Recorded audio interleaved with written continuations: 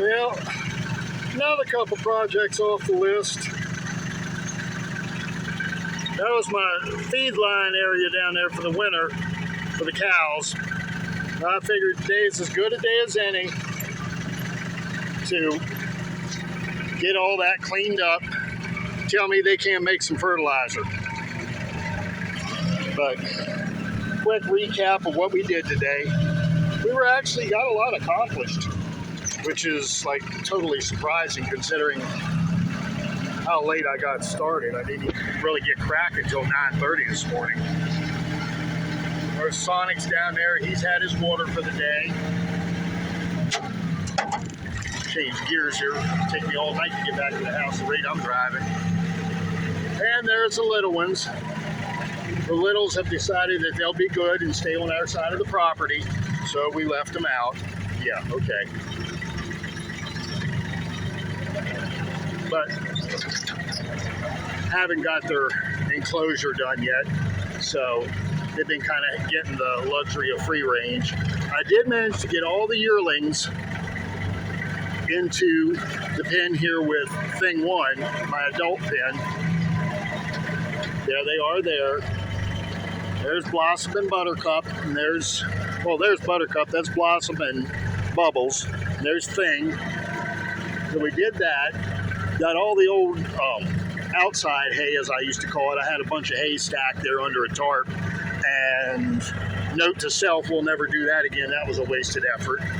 I wasted as much as they ate, but I see there that one with the tag in her ear, that white one, she's had some really loose stool. Apparently she got into eating something that just didn't settle her tummy, so I put her in there to sequester her and get her over that so that she'll stay healthy.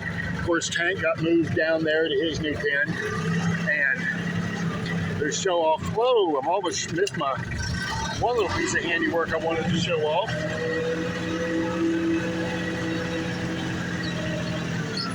Hooray me.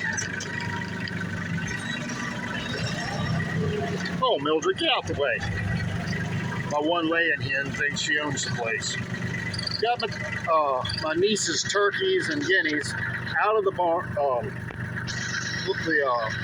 We call it the feed bin or the feed barn, the gray building, whatever. But they're outside in their own enclosure now.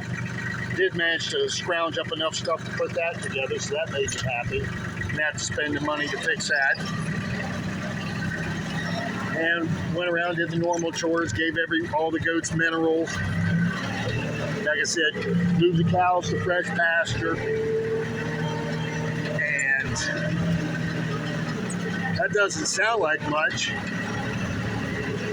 to get done in that amount of time until you figure up all the monkey shines that go into it before you actually get the job done.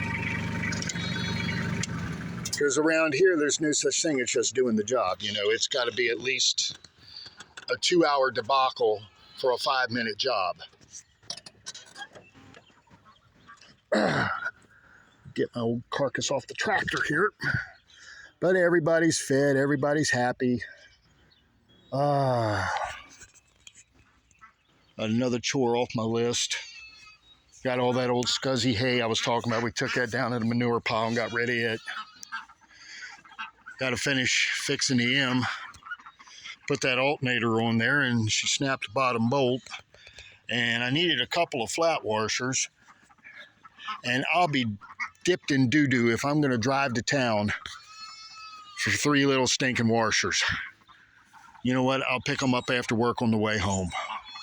It'll be all right till tomorrow. I think we might end up doing something a little different as far as the plowing and planting goes anyway. I got to talk this over with a few people, get some other ideas and thoughts on my plan to make sure it's actually going to work. Because the hay is really coming in. The grass is coming in beautiful. I mean, it's really lushing in, especially back there on that side. You can see that big maple tree. That whole section back there is really pretty grass.